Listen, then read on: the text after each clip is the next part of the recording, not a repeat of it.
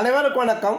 இந்த வீடியோவில் 12th standard volume 2ல் இருக்கக்கூடிய 8th யூனிட் அயானிக் ஈக்லிபிரியத்தில் செகண்ட் வீடியோ, அதாவது பார்ட் 2 வீடியோவில் Arrhenius theory of acid and bases discuss பண்ண போகிறோம்.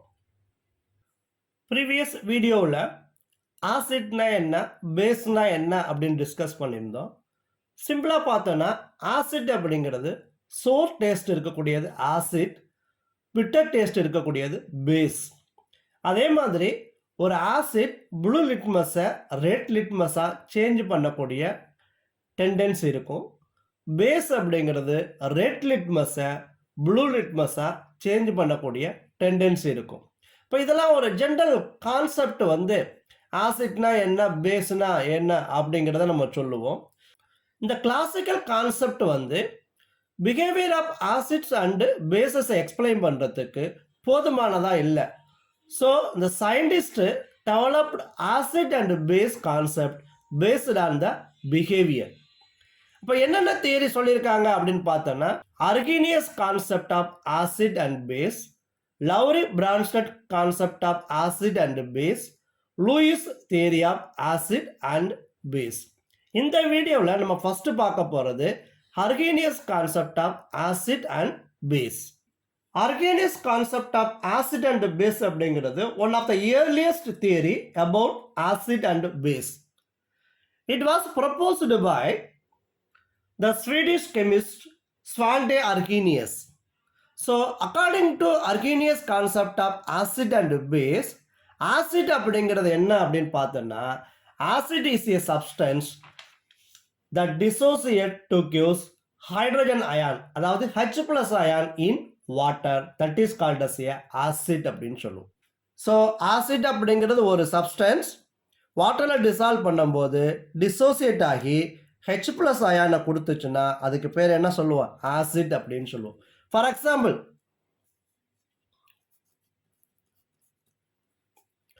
ஹைட்ரோகுளோரிக் ஆசிட் எடுத்துக்கலாம், சல்ஃபூரிக் ஆசிட் எடுத்துக்கலாம். இப்போ இதெல்லாம் பார்த்தீங்கன்னா வாட்டரில் டிசால்வ் பண்ணும்போது that can dissociate as a H plus and OH minus அயான்னு சொல்லுவோம். இப்போ ஹைட்ரோகுளோரிக் ஆசிட் எடுத்து நான் வாட்டரில் டிசால்வ் பண்ணுறேன்னு வச்சுக்கோங்களேன். Hydrochloric acid dissolved in water.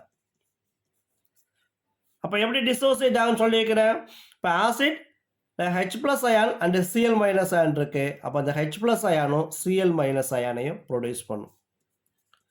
அப்போ hydrochloric acid is a acid that dissociated to give H plus ion in water is called as a acid அப்படின்னு சொல்லுவோம்.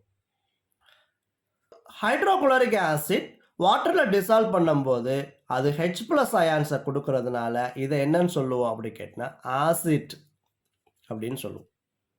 இப்போ acid is a substance that dissociated to give hydrogen ion, அதாவது H plus ion in water. பொதுவாகவே இந்த H plus அயான் எடுத்துக்கிட்டோம்னா in aqua சொல்யூஷனில் highly hydrated அப்படின்னு சொல்லுவோம். பொதுவாக இந்த H plus அயான் அப்படிங்கிறது simply proton which is a very smaller in size. இதனுடைய ரேடியஸ் பார்த்தோம் அப்படி கேட்டால் ரேடியஸ் என்னவா இருக்கலாம் அப்படி கேட்டால் 10⁻³ சென்டிமீட்டர் இருக்கும். அண்ட் ஆல்சோ பார்த்தீங்கன்னா ஸ்ட்ராங் எலக்ட்ரிக் ஃபீல்டு இருக்கும். So that reason, the proton என்ன பண்ணும், take up a lone pair of electron from water to forming H3O plus ions. இப்போ வாட்டர் எடுத்துக்கிட்டீங்கன்னா வாட்டரில் என்ன இருக்கும் அப்படி கேட்டால் லோன் பேர் ஆஃப் எலக்ட்ரான் இருக்கும். இப்போ இதில் 2 லோன் பேர் ஆஃப் எலக்ட்ரான்ஸ் இருக்கும். புரோட்டான் அப்படிங்கிறது எலக்ட்ரான் டிஃபியூஷன் ஸ்பீசிஸ். இப்போ இது என்ன பண்ணும், இந்த லோன் பேர் ஆஃப் எலக்ட்ரானை எடுத்துக்கிட்டு என்ன பார்க்கலாம் அப்படி கேட்டால் H3O plus அயான்ஸாக மாறலாம். ஸோ இது ஹைலி ஹைட்ரேட்டடாக இருக்கும், H3O plus அயான்ஸாக இருக்கும். ஸோ நம்ம அர்ஹீனியஸ் கான்செப்ட் படி ஒரு ஆசிட் அப்படிங்கிறத எக்ஸ்பிளைன் பண்ணுறதுக்கு we can use both. என்ன எடுத்துக்கலாம், H plus அயானையும் எடுத்துக்கலாம் அண்டு H3O plus அயானையும் வச்சு எக்ஸ்பிளைன் பண்ணலாம். இப்போ நான் ஹைட்ரோகுளோரிக் ஆசிட் எடுத்துக்கிறேன். ஹைட்ரோகுளோரிக் ஆசிட்டை நான் வாட்டரில் டிசால்வ் பண்ணுறேன்.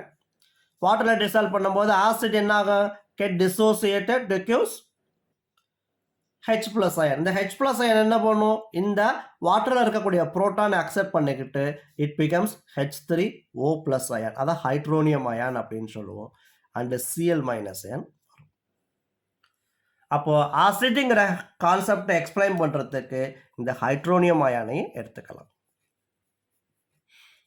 இப்போ எப்படி சொன்னாலும் ஒன்று தான், H plus அயான் சொன்னாலும் ஒன்று தான், hydronium ion சொன்னாலும் ஒன்று தான். So a substance that dissociated to give hydronium ion in water also called as acid.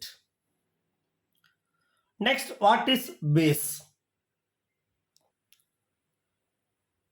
So according to Arrhenius concept of acid and base அப்படிங்கிறது a substance that dissociated to gives hydroxyl ion in water. For example, you have to take sodium hydroxide. Sodium hydroxide is one of the base. When dissolved in water, get dissociated as OH minus ion and Na plus ions. That gives OH minus ion in water is called as a base. Now, what is Arrhenius concept of acid and base? The acid is a substance that can dissociate to give hydrogen ion in water or hydronium ion in water is called as a acid. Base is a substance that dissociated to give hydroxyl ion in water. So, இந்த ஒரு சிம்பிளா ஒரு question கேட்பாங்க. Write a note on Arrhenius concept of acid and base அப்படின்னு கேட்டாங்கன்னா இப்போ நீங்கள் இந்த கான்செப்டை மட்டுமே எழுதுனா போதுமானது. எவால்வேட் யுவர் செல்ஃபில் ஒன்றில் ஒரு கொஸ்டின் கொடுத்துருக்காங்க. Classify the following acid or base using Arrhenius concept. First nitric acid கொடுக்குறாங்க. இப்போ நைட்ரிக் ஆசிட்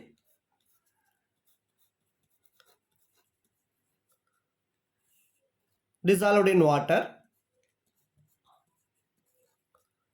எப்படி dissociate ஆகும்? The nitric acid has H plus ion. The H plus ion take up a proton from water to form H3O plus ion. That means hydronium ions. And NO3 minus ions.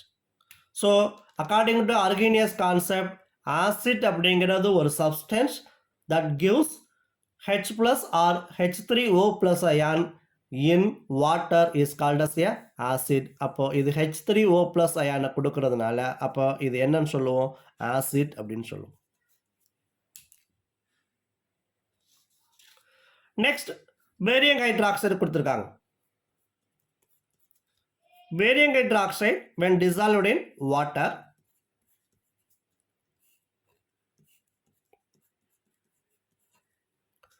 the barium hydroxide consists of OH minus ion, so get dissociated as a Ba2 plus and 2OH minus ion.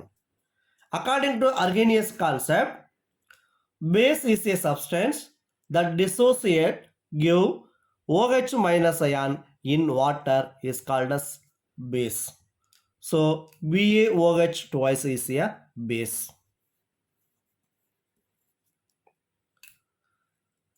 Next one, phosphoric acid கொடுத்திருக்காங்க.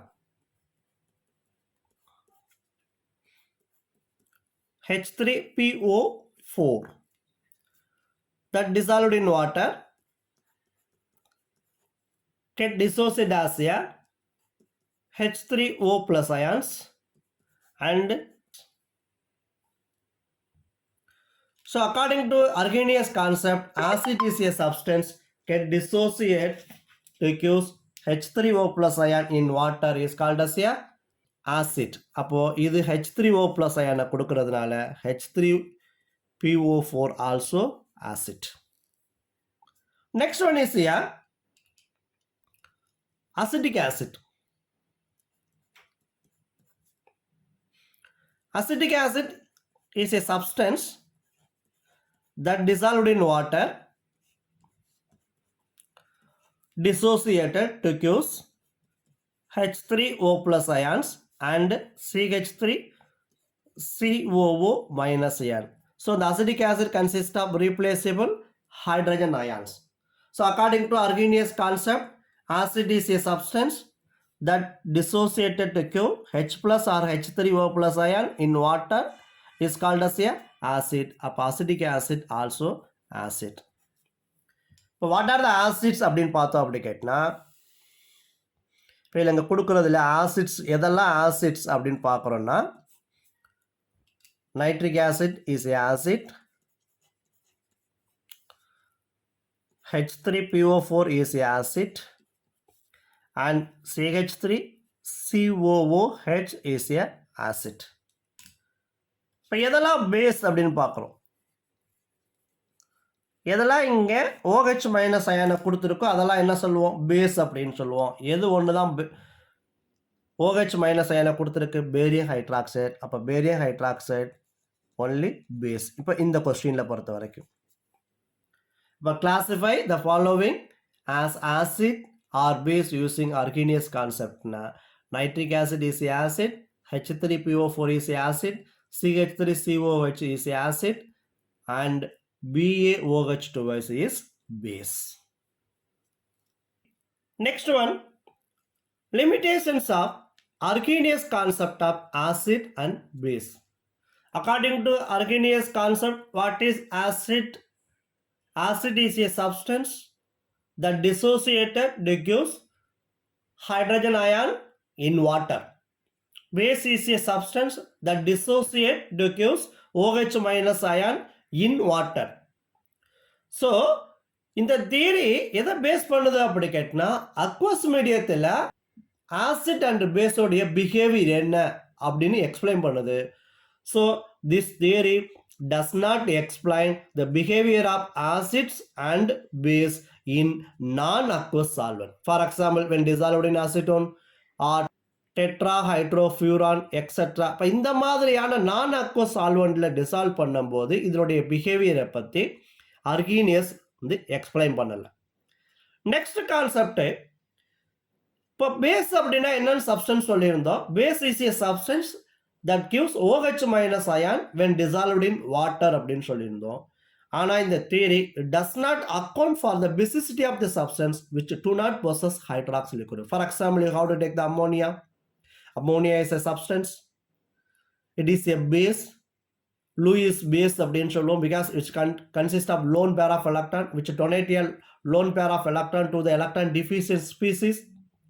So அந்த கான்செப்டை பற்றி, அதாவது ஹைட்ராக்சிலிக் group இல்லாத ஒரு சப்ஸ்டன்ஸோடைய பெசிசிட்டியை பற்றி Arrhenius concept explain பண்ணலை அப்படிங்கிறது தான் இதனுடைய லிமிட்டேஷன்ஸ். அப்போ there are two limitations are there. The first limitation, it does not explain the behavior of acid and base in non-aqueous solvents. For example, acetone, tetrahydrofuran, etc. And this theory does not account for the basicity of the substance which do not possess hydroxylic group. These are the limitations of Arrhenius concept of acid and base. இந்த லிமிட்டேஷனை overcome பண்ணுறதுக்கு next வர்றது தான் Lowry Bronsted concept of acid and base. அது next வீடியோவில் பார்க்க போகிறோம். Thank you students. இந்த வீடியோ உங்களுக்கு பிடிச்சிருந்தா லைக் பண்ணுங்கள், ஷேர் பண்ணுங்கள், கூடவே சப்ஸ்கிரைப் பண்ண மறக்காதீங்க.